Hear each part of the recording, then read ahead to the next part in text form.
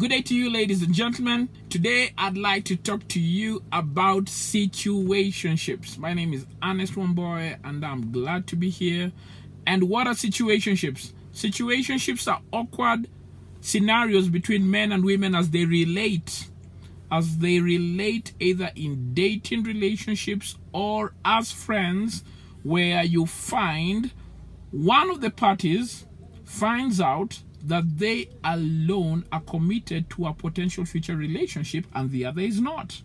And I see this happen in a lot of churches, especially here in Nairobi, because that's where I minister. So let me give you a few scenarios of what I'm talking about.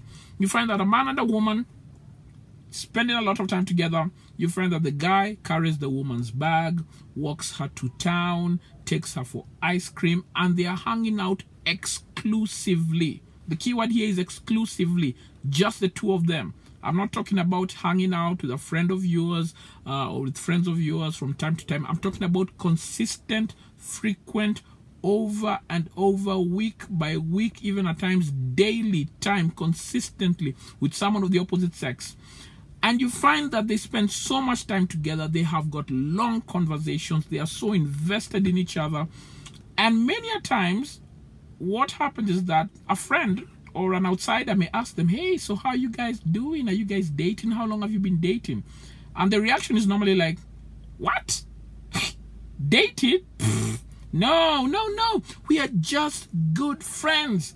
We're just good friends. Why would you think we're dating? And the person will be like, well, I don't know. You guys spend a lot of time together. You hang out a lot. You go for dates a lot. You seem to be in a pretty exclusive relationship. You don't even spend time with other people. You're just the two of you. So I figured you guys must be boyfriend and girlfriend. And they say, no, we're just friends. Now what ensues many a times a few weeks after that is that you find that one of the two, and many a times the lady, ends up realizing that they're actually in love with this person. And they realize that they've spent exclusive time with this person, and it's not just been weeks, it's been years. Yes, I've heard of a guy who spent 4 years exclusively with a woman. Everyone thought they were dating. And then the time came when he asked the question, define the relationship, DTR. And like I said, at times it's the ladies, many times the ladies, they ask, define the relationship. We've been hanging out exclusively, just the two of us. Everybody has been thinking we're a couple. We've been investing time, conversation, money, doing all these things exclusively. Define the relationship. And you find that when that question is popped, the other person responds by saying, no, we are just friends. Oh, you don't want to ruin that. And the other person is heartbroken. Or they may even give a petty excuse like, I'm your mentor, like I'm mentoring you. Like, really, you just mentor-zoned someone. And you realize that many men and women get into painful situations because they now realize that it's too late. They've invested so much time, money, emotional energy in someone who's not interested in them. It's called a love loan. Now, if you are in such a situation, you need some wisdom in order not to get your heart messed up. So listen up. Wisdom for situationships. Number one, you must realize that you have every right to ask someone of the opposite sex what is going on when you sense that you are spending a considerable amount of exclusive time together. Now, you must understand this. I said a considerable amount of time exclusively.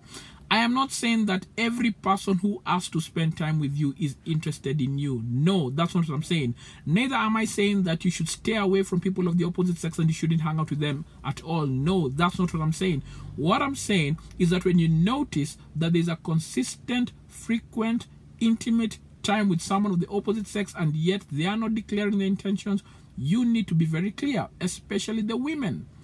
It was Elizabeth Elliot who said, and I paraphrase when she said this, that until a man declares his exclusive devotion to his woman, until a man declares his exclusive attention for a particular woman, she should not presume that she belongs to him.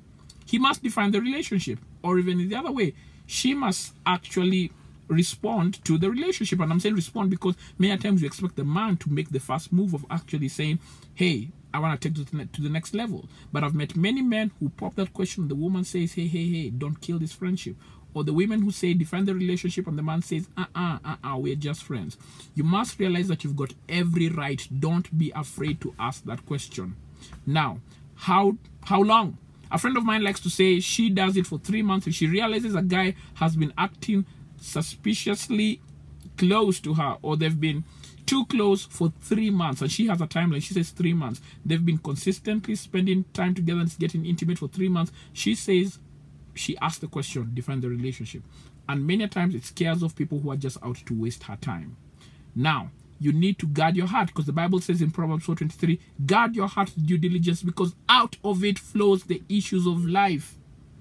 How do you guard your heart? You guard your heart by doing this. When you're hanging out with people that you don't intend to invest emotionally, don't share parts of your heart that will connect to them emotionally.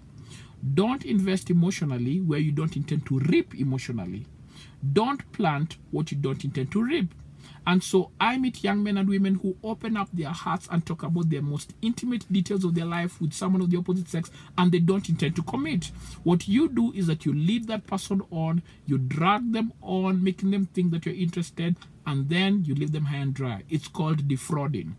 How can you prevent that? Watch out for your conversations. This is how you guard your heart. There's a lady by the name of Sherry Graff. She's written a book called I Don't Get You. And I'm going to just try and summarize the levels of conversation she talks about. Sherry Graff says that men and women get into awkward situations because they don't respect the levels of conversations they are. And she says conversations get more intimate with time, and they start with level 1, basic information. Hi, my name is Ernest. I live here. I go to church here. I'm 29 years old. Basic information about yourself. And this is biodata. And this is nothing intimate per se. Anyone can get this information from you, from your Facebook account, from your Twitter account, and that's fairly okay.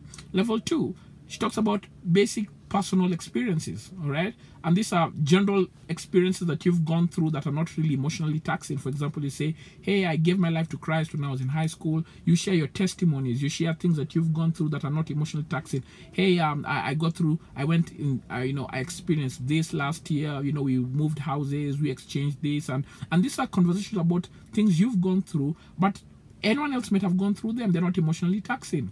Level 3 is when you start talking about your dreams and aspirations. And at this point, I believe, Sherry Graff does not say this, but I believe this is where things get warmed up. Start talking about the things that wake you up in the morning, the things that excite you, the things that get you riled up, the things that you are passionate about, you know, your dreams, aspirations. And I believe that is where friendship is formed. But I believe when you get to level 4 and 5 is when things get awkward. What is level 4 and 5? Level 4 is when you talk about your deep fears. Now, these are not fears like your fear of spiders, your fear of snakes. No, these are deep emotional fears. For example, you say, I'm afraid I'll not get married. Or you say, I'm afraid I have messed up in my previous relationship. I may not settle down. Or you say, I'm afraid I have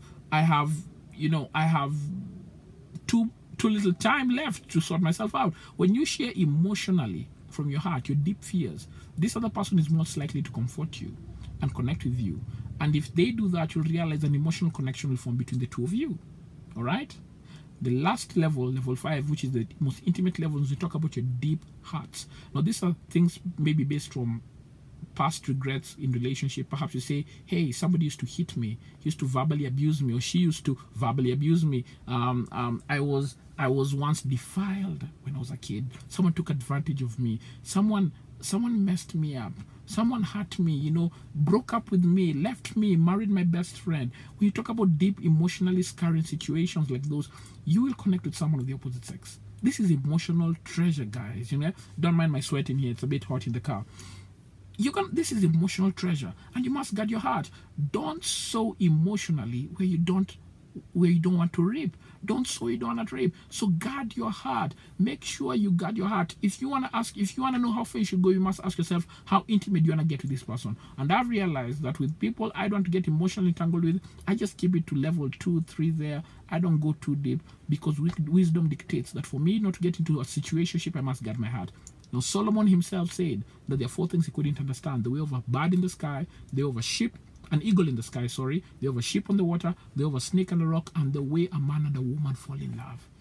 Falling in love can happen, and it can happen unintentionally, and you must realize that these situationships don't just apply to single people, also to married people.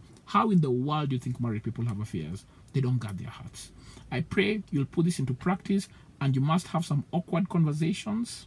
For some of you, it's necessary, but it's the only way out, so that you don't get in situations where you're angry, you're bitter, you leave the church, you start backbiting, you start gossiping simply because you did not have the courage to have that conversation.